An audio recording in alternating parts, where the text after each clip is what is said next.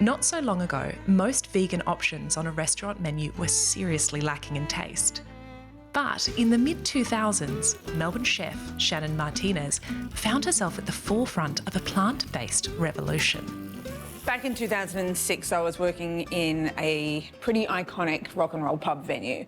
And as time went on, I started getting asked more and more for vegan options. And that really back then hadn't come into my life much at all in terms of being a chef. So that's when I started sort of researching into it and looking into it. And then I created a vegan menu and it just went ballistic.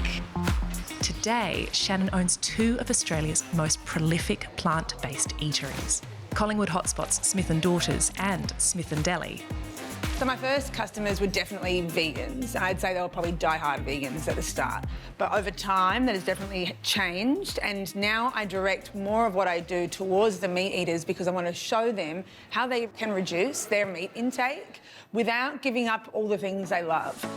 Shannon's trailblazing businesses have gained worldwide recognition for their vegan versions of everything from fried chicken to beef bourguignon. We use multiple things recreating meats. Almost all of them are made in-house, and you'll find that some of them will either be wheat protein-based, some will be mushroom-based, some will be soy-based. Do you ever get people coming in for a meal and not realising until afterwards that it's not real meat? That's definitely happened a lot, and the reactions are mixed. They eat it, they love it. They find out it's plant-based. Some people get really excited by that, and some people not so excited by that. While some Australians remain reluctant to jump on board, the plant-based meat movement has been steadily gaining steam for the past decade. Between 2018 and 2021, the number of meat and dairy substitutes purchased at Australian supermarkets grew by 29%. And a recent study found that over the past 12 months, nearly a third of Aussies have made a conscious effort to reduce their meat consumption. We're predominantly seeing interest for health reasons from the older population, who are well aware now of the implications of diet in health-related disease, whether it's type 2 diabetes or whether it's heart attack, stroke, etc. But we're also seeing the younger generation who are more interested in novel foods. They're far more interested in environmental issues, and so they're beginning to recognise the relationship between food and those issues. Dr. Simon Eassom is the Executive Director of Food Frontier, an independent think tank with a goal to diversify Australia's protein supply. We know that agriculture contributes over 26% of total greenhouse gas emissions.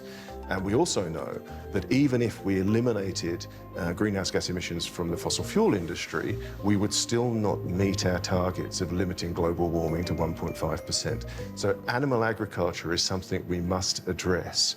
And it's easily addressable, more so than many other sectors. And what do you think are the barriers to wider adoption of plant-based meats in Australia? Look, I think it comes down to taste and value for money. Certainly in the early days, a lot of promise was around plant-based meats, that you were getting the same experience that you were getting from other food choices. And I think people were disappointed. But I think that's improving. One of the most popular ranges of plant-based meat sold in Australia, Love Buds, is developed by an innovative team of food scientists who use cutting-edge technology to make their products taste as close as possible to the real thing.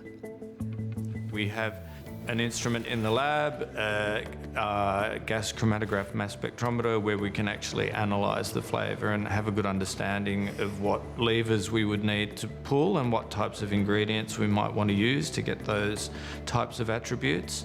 And then we have texture measurement instruments as well, where we can measure the hardness, the juiciness, the texture of different things to try and get as close as possible to a target that we might have defined.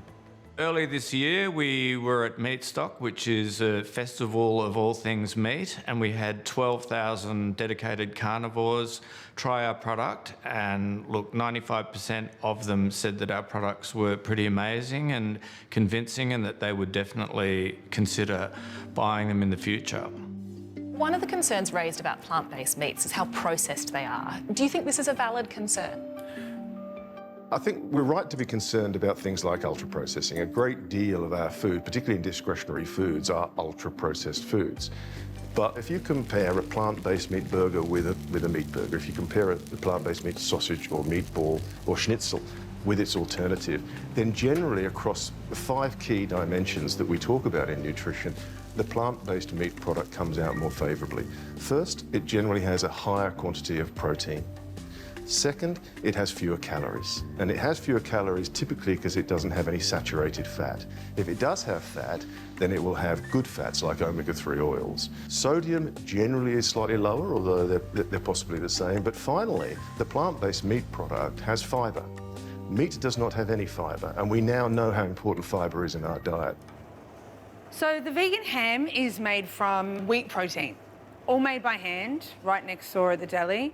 Super high in protein, so this is a really, really amazing way to get that in if that's something in your diet that you're lacking. I can't wait to try it. Well, enjoy.